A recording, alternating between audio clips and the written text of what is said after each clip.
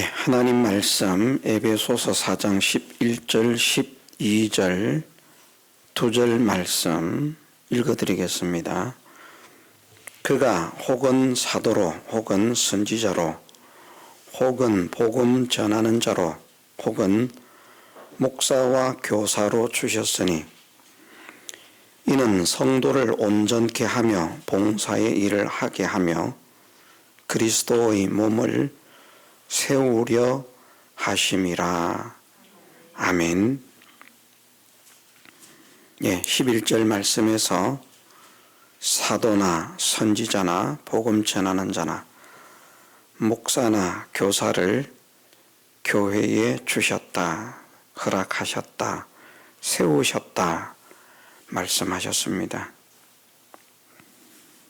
모든 직분자를 다 일일이 열거하지 않았지만 이 말씀은 하나님께서 교회에 다양한 직분자를 세우신 목적이 무엇인가 하는 것을 간단한 말씀 속에 분명하게 알려주시고 있습니다.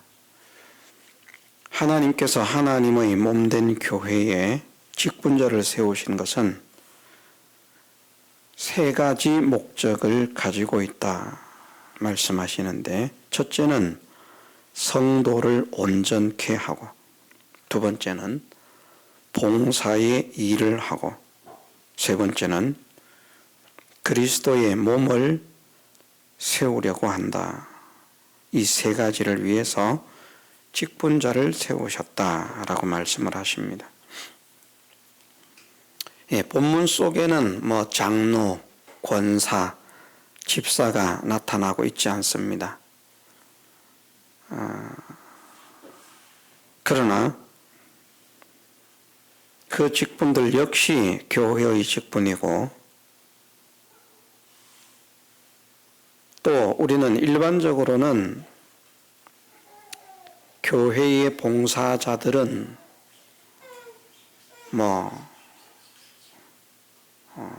범위를 좀 넓힌다면 장로, 또 보편적으로는 권사, 집사들이 교회를 섬기는 그런 청지기가 되어야 한다, 일꾼이 되어야 한다, 보편적으로 그렇게 알고 있습니다만은 본문 속에서는 사도까지도, 오늘날은 사도가 존재하지 않습니다. 바울은 특별한 사도인 것이고 주님과 함께 출입하고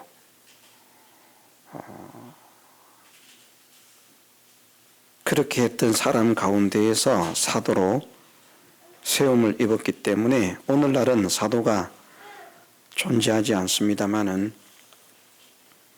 오늘날 목회자들이 사도성을 가진 그런 목회자는 되기를 소망하고 힘을 써야 됩니다. 사도들의 대표적인 특징은 말씀하시기를 모든 소유를 버리고 주님을 쫓았다. 목회자는 하나님께서 원하신다면 그 모든 소유를 다 버릴 수 있는 그런 마음, 그런 중심을 가지고 있어야 됩니다. 그게 사도성이 있는 목회자라. 어떻게 해서든지 돈을 많이 벌어가지고 이 땅 위에 재물을 많이 쌓아서 평안하게 노후를 살아야 되겠다, 그런 생각이 아니라 예수님의 제자들이 모든 것을 버리고 주님을 쫓았던 것처럼 나도 주님께서 요구하신다면 모든 것을 버릴 수 있는, 그리고 주님을 따를 수 있는 사람이 되게 하옵소서. 그 마음을 가지고 하는 것이 사도성이 있는 목회자라 하는 말입니다. 그 사도들까지도 교회의 청지기요 섬기는 자들입니다. 우리가 지난주에도 잠깐 들었습니다마는 예수님은 만왕의 왕이시고 만주의 주가 되신 우리를 구원하신 구세주십니다. 이 땅에 오셔서도 당연히 왕의 대우를 받아야 되고 세상 어떤 황제보다도 더 높임을 받고 존경을 받고 섬김을 받아야 마땅한 그런 분임에도 나는 섬기는 자로 왔다. 인자는 섬김을 받기 위해서 온 것이 아니라 섬기는 자로 왔다. 그렇게 말씀을 하셨습니다. 예수님도 섬기는 자로 오셨는데 목사가 뭐라고 대우를 받기를 원하겠습니까?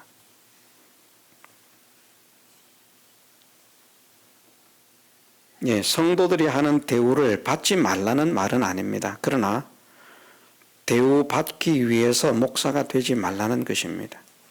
존경받기 위해서 목사가 되지 말라는 말씀입니다. 섬김을 받기 위해서 목사가 되지 말라는 말씀입니다. 높임을 받기 위해서 목사가 되지 말라는 말씀입니다. 예수 그리스도의 피로 구속을 받은 모든 성도들은 모두가 제자가 되어야 하지만 그 어떤 사람들보다도 양을 치는 목자된 목사는 더 예수님의 제자가 되기를 소망하고 힘을 써야 됩니다. 요한복음 10장에 보면 참 목자상이 나오는데 참 목자는 어떤 목자가 참 목자인가? 자기는 하지 않으면서 양들에게만 시키는 목자, 참 목자가 아닙니다. 또 자기도 하기는 하는데 요즘의 대부분의 군대를 보면 병사들을 앞서서 보내고 지휘관은 저 뒤에서 후방에서 지휘를 합니다.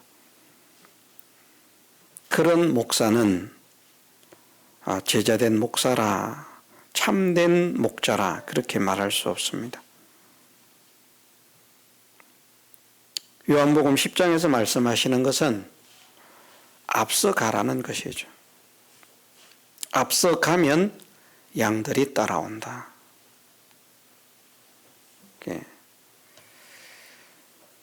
하나님의 양으로서 앞장서서 믿음의 삶이 어떤 것인지, 하나님을 믿는 믿음의 사람들은 어떻게 살아야 하는지, 그것을 본을 보이면서 성도들에게 따라오라고. 그러면 진짜 양들은 따라간다는 것입니다. 목사가 아무리 본을 보여도 따르지 않는 양들은 그 말썽꾸러기 양이거나 아니면 남의 양이죠. 양들은 목자의 음성을 아는 거로 목자가 앞서가면 따라간다는 것입니다. 세상 이치로서 그렇게 말씀을 하셨습니다. 세상 이치를 보면 목동이 앞에서 인도를 하면 양들이 따라가지 않습니까? 영적인 세계에서도 목동이 된 목자가 된 목사가 앞서가면 우리 목자네 따라가야 되겠다. 따라가는 양들은 그 목자의 양이고요. 목자가 아무리 본을 보이고 그렇게 해도 따르지 않는 양들은 그 목자의 양이 아니거나 말썽꾸러기 양이다. 고집쟁이 양이다. 그렇게 말할 수 있습니다. 중요한 것은 목자는 앞장을 서라고 말씀을 하십니다.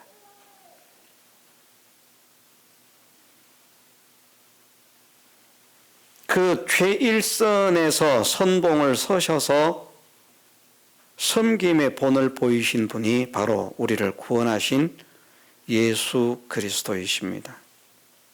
그러니 예수님도 섬기는 자로 오셨는데 자기가 섬김을 받겠다. 누구든지요.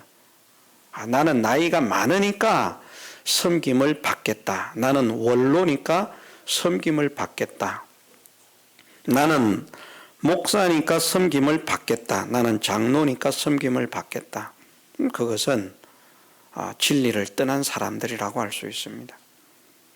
우리는 예수님을 따라갈 예수님의 제자이기 때문에 예수님처럼 섬기는 자가 되기를 힘써야 하고요. 그 일에 가장 최우선으로 최일선에서 선봉이 되어서 본을 보여야 할 자가 누군가? 섬김의 본을 보여야 할 자가 바로 목사라 하는 것이죠.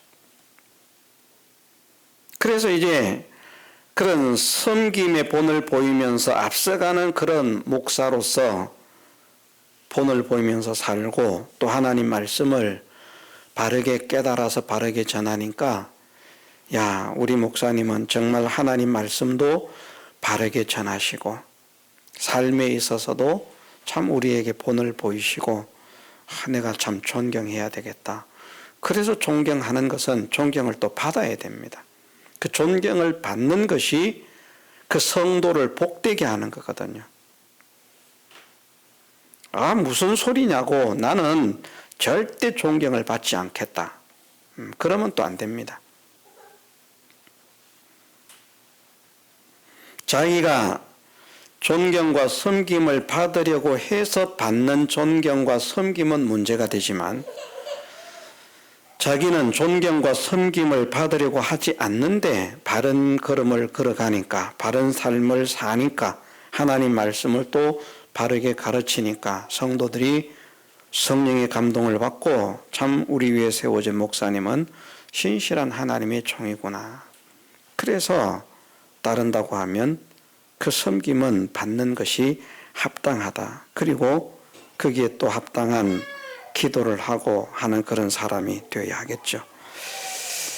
예, 많은 사람들은 권찰이나 집사나 권사나 장로들은 봉사를 하는 사람이고 목회자는 봉사를 하는 사람이 아닌 줄 알고 있습니다만은 에베소서 4장 11절 여기에 나온 말씀에서 사도 혹은 선지자 혹은 복음 전하는 자 혹은 목사, 교사 모두는 성도를 온전케 하며 봉사의 일을 하며 그리스도의 몸을 세워야 할 사명을 가진 자들입니다. 직분자 모두가 그렇습니다.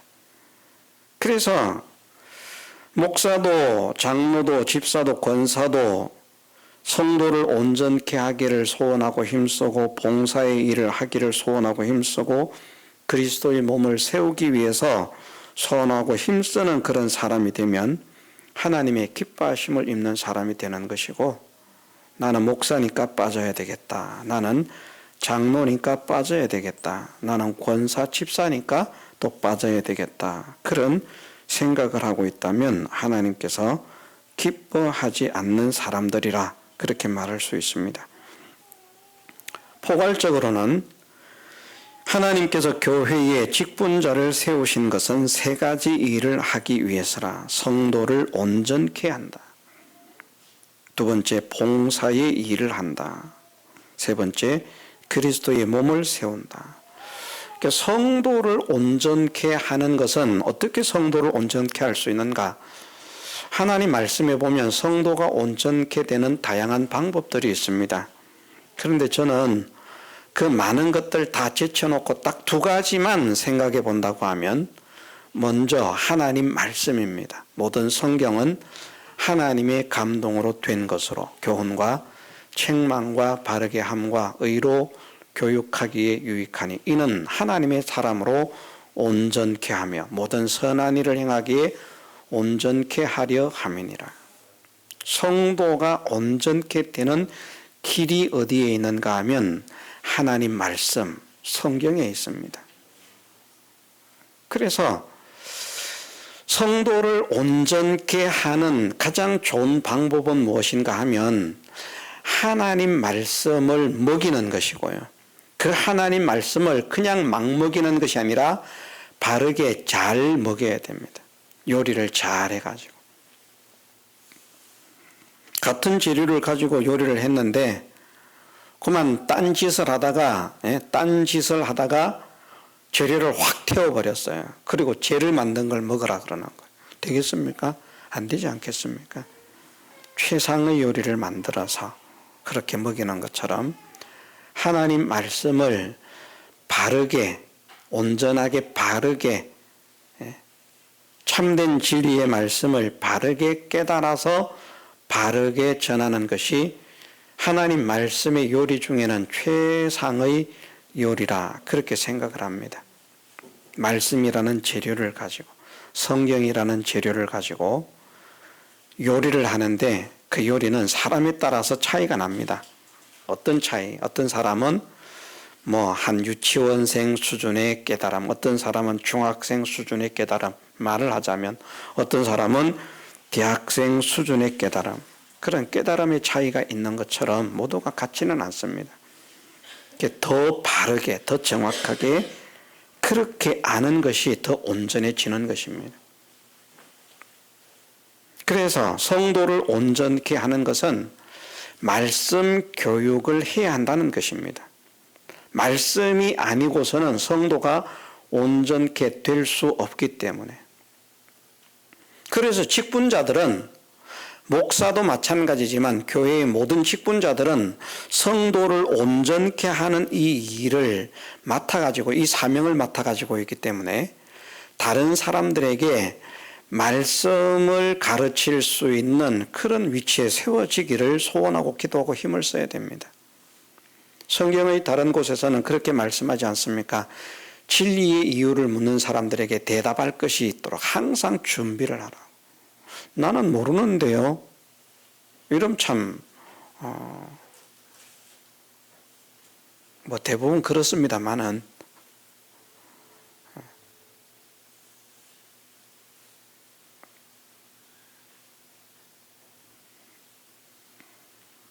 우리가 거짓 선지자를 삼가라 말씀을 하시는데, 거짓 선지자는 양을 늑탈하는 일이라고 했죠. 사꾼 목자는 그 일을 보면 도망간다라고 했습니다. 그렇죠. 참 목자는 양을 위해서 목숨을 버리는데, 사꾼 목자는 돈이 될 때, 유익이 될 때, 편하고 좋을 때는 양들을 치는데 이리가 오면 도망을 간다는 것입니다. 그런데 이리가 다양한 것이 있습니다만은 이리 중에 하나가 무엇인가 하면 거짓 선지자가 일입니다. 아주 교묘한 일이. 그러면 우리가 보편적으로 생각할 때 이단들은 일입니다. 그렇지 않습니까? 거짓 선지자니까. 신천지든 안상홍파든 통일교든 몰몬교든 무엇이든 안식교든, 안식교는 이단이 아닌 줄 알고 있습니다만은 안식교도 이단입니다. 왜 안식교가 이단인가? 간단하게 말하면 우리가 구원을 얻는 것은 예수님을 믿음으로 구원을 얻는데, 안식교는 안식일을 지키지 않으면 구원을 얻지 못한다. 안식일을 지켜야 구원을 얻는다고 말하기 때문입니다. 율법의 행위로서 구원 얻을 수 있는 사람이 없다라고 말씀하시고요. 율법의 행위로서 의롭게 되려고 하는 사람들은 그리스도와 상관이 없는 그리스도에게서 떨어진 자들이라 성경은 분명히 그렇게 말씀하시고 있습니다. 그래서 안식교가 이단이고요. 안식일파 이단들, 유월절파 이단들, 다양한 이단들이 있습니다. 재림 예수파 이단들. 그런데 양을 지키는 목동된 목사가 말입니다. 양을 지켜야 되는데, 그런 거짓 선지자 1위가 오면 싸워서 이겨야 되는데, 그 신천지하고도 못 싸우고 안상홍하고도 못 싸우고 몰몬교하고도 못 싸우고 안식교하고도 못 싸우고 통일교하고도 못 싸우고 참 도망만 다니는 그런 목사들이 그 무슨 참 목사입니까? 싹군 목자이죠. 성경이 이치로 그렇다는 말입니다. 이단이 무서워서 대화도 못하고 도망다니는 그런 목사들은 가르치는 것이 바를지 모르겠지만 참 목자는 아니다. 목숨을 내놓고 싸워야 됩니다.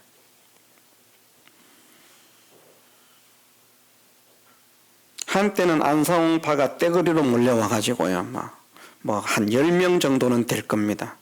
옛날에. 건장한 남자들도 여자들도 그렇게 와서 쳐들어와 가지고 이야기를 하다가 나중에는 위협을 하더라고요. 이 새끼 너 쥐도 새도 모르게 죽여버리겠다. 겁도 나더라고요. 그렇게 말을 해요. 그냥 뭐 나가서 이렇게 뭐 할 때는 보면 뭐 온갖 웃는 것처럼 어떻게 저렇게 사람들이 저렇게 온화하고 사랑이 넘치고 그럴 수 있는가. 그런데 와가지고 저에게 하는 그 행동들이 정말 그런 마귀가 없습니다. 노골적으로 그렇게 말을 해요. 저희 집사람도 들었는지 모르겠습니다. 그때. 너 이 새끼 쥐도 새도 모르게 죽여버리겠다는 거예요. 죽이지는 못했죠. 그러니까 지금 살아있죠.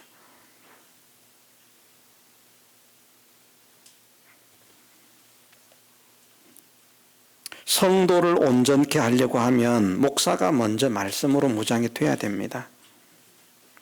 자기가 말씀으로 무장되지 못하고 어떻게 성도를 온전케 할 수가 있겠습니까?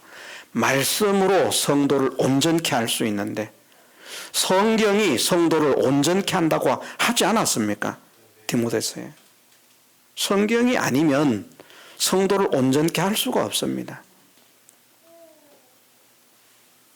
그래서 누구보다도 하나님 말씀으로 무장이 되어야 하고 그 하나님 말씀이 그냥 성경만 주어 된다고 무장된 것이 아니라 참된 진리를 바르게 알아서 잘못된 것을 가르치는 그런 사람들이 역사할 때에 하나님의 말씀의 참된 진리는 그렇게 말씀하지 않는다. 하나님은 성경을 통해서 이렇게 말씀하시고 있다. 그걸 바르게 제시하는 것이 온전한 길로 인도하는 것 아닙니까? 요즘은 더욱더 그런 시대가 됐습니다. 앞으로 우리나라도 동성애 이런 것도 진짜 강단에서 말 못할 그런 시대가 올지 모르겠습니다. 어떤 곳에서는 실제인지 모르겠습니다. 제가 그 나라에 살지 않기 때문에 어떤 곳에서는 성경에서 아버지를 빼라는 겁니다. 하나님 아버지를 빼라. 이게 뭡니까? 성차별이라는 거죠. 성차별. 아버지라고 하는 단어가.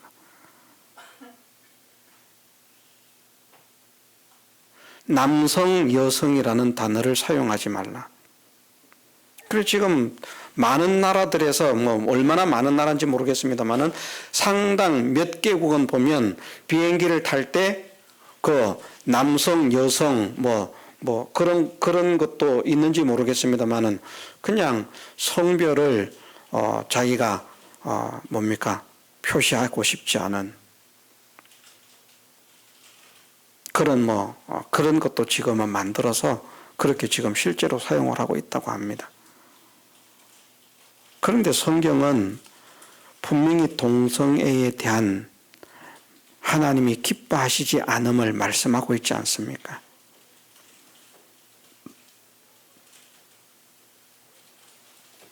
그러면 동성애를 허용하는 것이 대인배인가? 아닙니다. 저는 동성애자들에게 폭력을 행사하지 않습니다. 제가 동성애자를 때려본 일도 없고요. 구타해 본 일도 없고요. 욕한 일도 없습니다. 그러나 하나님 말씀에서는 그것이 죄악이라고 말씀하십니다. 남자의 구조와 여자의 구조가 생물학적으로 다르지 않습니까? 어떻게 같을 수가 있습니까? 창조주 하나님께서 그렇게 만드신 겁니다.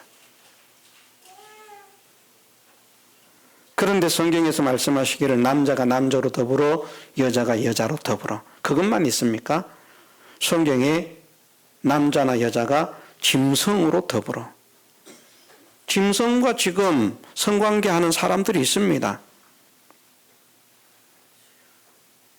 남자가 암캐와 성교를 하고요. 여자가 숙캐와 성교를 하고요.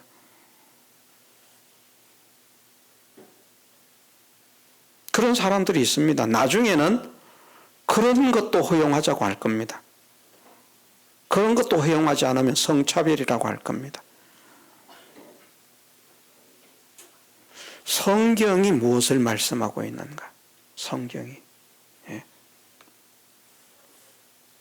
우리가 코로나 시대가 되니까 사람들이 성경을 인용하면서 대면 예배 드리지 않아야 된다.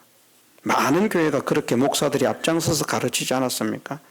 뉴스에 나와서 떠들고 유튜브에서 떠들고. 그래서 대면 예배를 드리는 교회를 정죄하고요. 사회와 이웃을 사랑하지 않는 교회라고 정죄를 하고요. 그럼 성경은 어떻게 말씀하고 있습니까? 우리가 하나님이냐 사람이냐 둘 중에 하나를 선택하라고 할 때는 무엇을 선택해야 옳은 것입니까? 하나님 말씀 순종과 사람을 좋게 하는 것, 둘 중에 하나를 선택하라고 할 때는 무엇을 선택해야 됩니까? 하나님 말씀 순종 아닙니까? 근데 그런 것들을 다 집어던집니다. 절반이 넘는 교회들이 사꾼 목자들이고요. 거짓 선지자들이고요. 드러났습니다. 코로나 시대에도.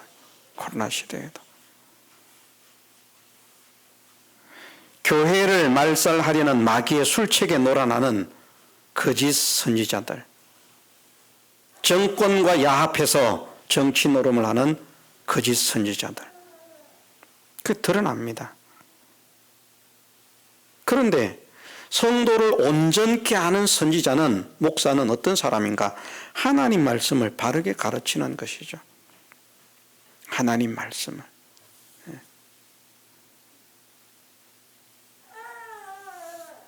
성도를 온전케 하라고 말씀을 하시는데 가장 중요한 도구가 하나님 말씀입니다.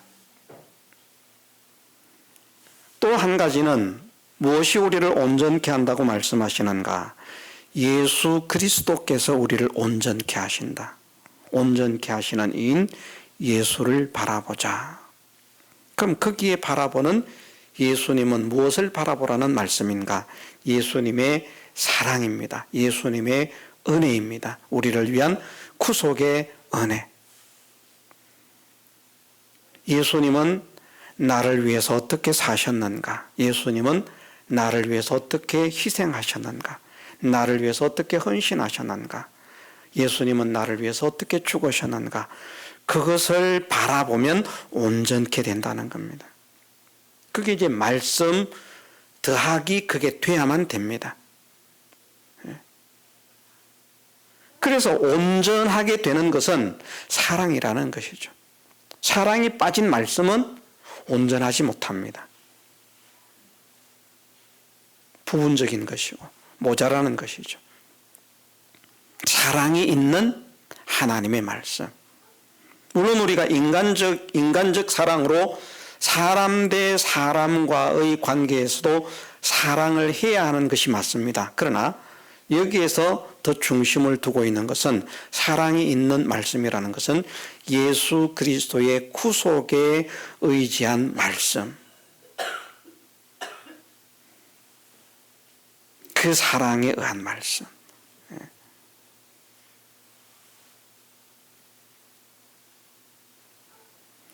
봉사의 일을 한다는 것은 설명할 필요가 없습니다.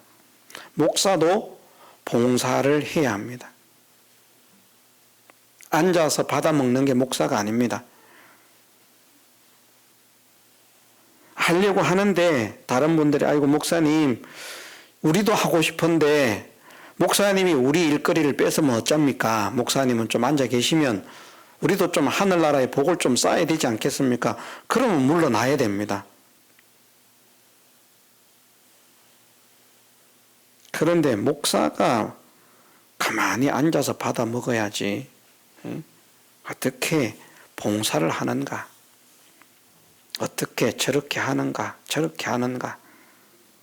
아닙니다. 분명히 목사와 교사로 주셨으니 이는 성도를 온전케 하며 봉사의 일을 하게 하며, 이 봉사 섬기는 일입니다. 다른 사람을 수종드는 일이고 다른 사람을 섬기는 일이고, 그래서 목사는 성도를 섬기라고 세워진 것입니다. 그래서 양을 치는 목자로서 비유를 하시는 겁니다. 자, 양을 치는 목자, 목자와 양의 관계가 있는데 양이 목자를 섬깁니까? 목자가 양을 섬깁니까? 예? 목자가 양을 섬깁니다. 이게 정상이라는 말입니다. 그런데 우리는 사람이기 때문에 양이 목자를 섬기려고 하는 그런 자세를 가져야 됩니다만은 그냥 세상적인 이치로 봤을 때에는 섬김의 자세를 양보다도 목자가 더 많이 가져야 된다는 것이죠. 이 중요합니다. 저는 교회가 성장해서 만일 부교역자를 세우게 된다. 그러면 부교역자의 관계를 어떻게 해야 할 것인가? 많은 고민을 합니다. 많은 고민을 합니다. 어떤 교회는 보면 목사님은 한 달에 몇 억씩을 받는데 부목사, 부교역자, 전도사들은 뭐 200만 원, 300만 원 겨우 줍니다. 좀 문제가 있다고 봅니다. 목사가 자기의 사례를 낮추어서라도 어느 정도 형평성에 맞게 그렇게 해야 된다고 봅니다.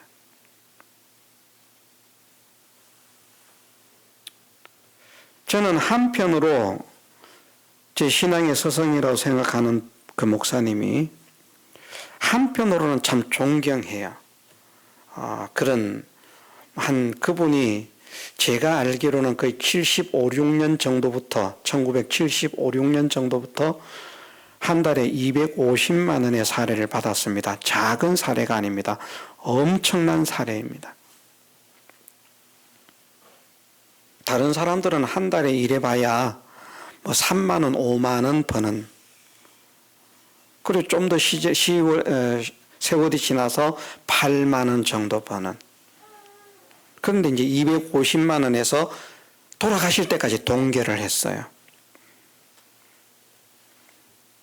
엄청난 돈을 받았습니다.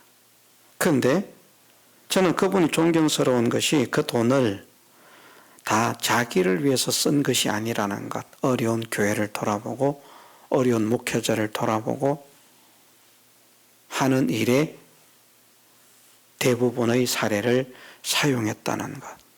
그게 이제 존경스러운 겁니다.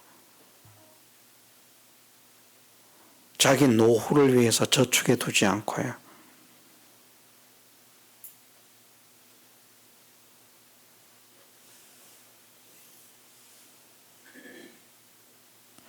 저는 그분의 통장을 제가 본 일들이 있습니다. 저에게 심부름을 시키면서 통장과 도장을 주면서 돈을 찾아서 무엇을 좀 사오너라. 그럼 제가 그 통장을 받아서 도장을 받아서 그 물건을 사러 가려고 하면 통장에 전체 내역은 모르지만 잔고는 보잖아요. 어쨌든 잔고는 보이거든요. 근데 큰 돈 들어있지 않습니다.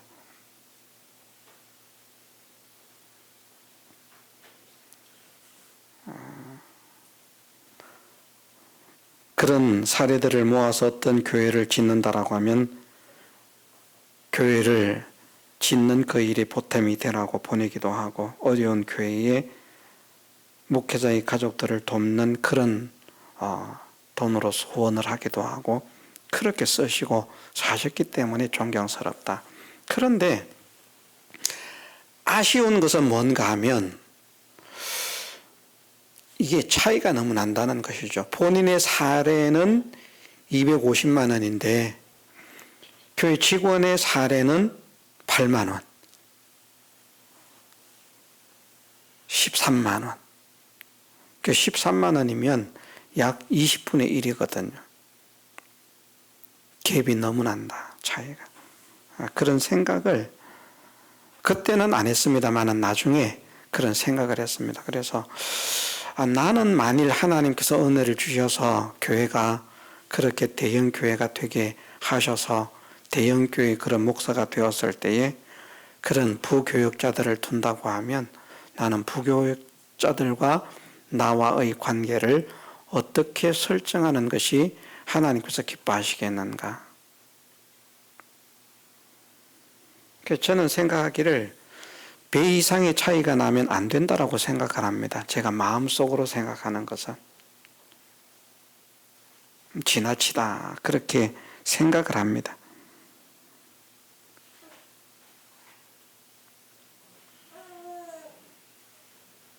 세상의 목자들은 짐승에게 대우를 받고 섬김을 받는 것이 아니라 자기가 양을 키우든 소를 키우든 그 짐승을 위해서 얼마나 봉사하고 얼마나 헌신하는지 모릅니다. 그게 이제 목자가 가져야 할 자세라는 것이죠. 그걸 목자로서 비유를 하신 겁니다. 목사가 그런 자세를 가져야 된다는 것이죠. 그런 정신을 가지고 그런 자세를 가져야 된다. 섬기려고 하는 자세, 수종들려고 하는 자세. 그런데 오늘날 교회가 목사는 섬기려고 하지 않고 섬김만 받으려고 하고 집사들만 섬기라 그러고 권사들만 섬기라 그러고 장로들만 섬기라 그러고 목사는 섬김을 받는 사람이지. 그 아닙니다. 하나님 말씀은 오늘 본문에 하나님 말씀은 목사가 봉사의 일을 하는 사람입니다. 그 일을 하라고 목사로 세우셨습니다. 믿으십시다. 말씀이 그렇게 되어 있으니까. 대우를 받지 말라는 말하고 다릅니다. 이것은 본질적으로 예수님이 섬기셨던 것처럼 나도 섬기는 자가 되어야 되겠다. 그런 마인드를 가진 사람이 진짜 목사 같은 목사라는 말입니다. 그게 내가 대형교회 목사인데 내가 폼 딱 잡고 말입니다.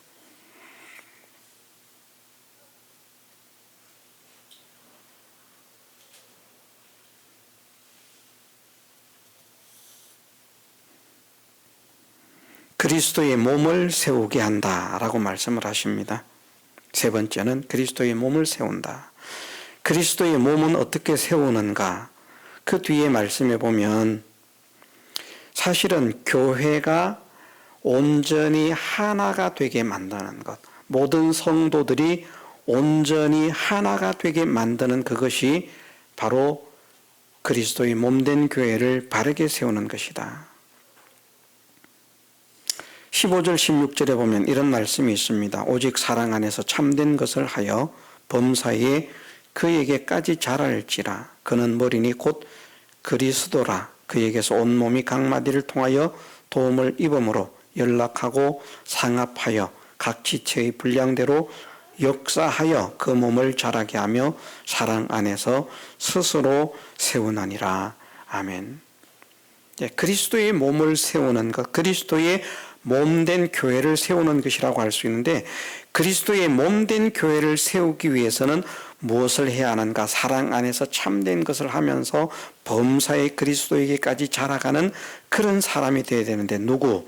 그리스도, 그에게까지 자랄지라. 머리, 그리스도, 그에게서 온몸이 각마디를 통하여 도움을 입음으로 그리스도의 도움을 입고 연락하고 상합하여 각 지체의 분량대로 역사를 해서 그 몸을 자라게 하며 사랑 안에서 스스로 세우느니라. 그래서 간단하게 이것을 표현하면 모든 교회의 성도들이, 교회의 모든 성도들이 하나가 되도록 만드는 것.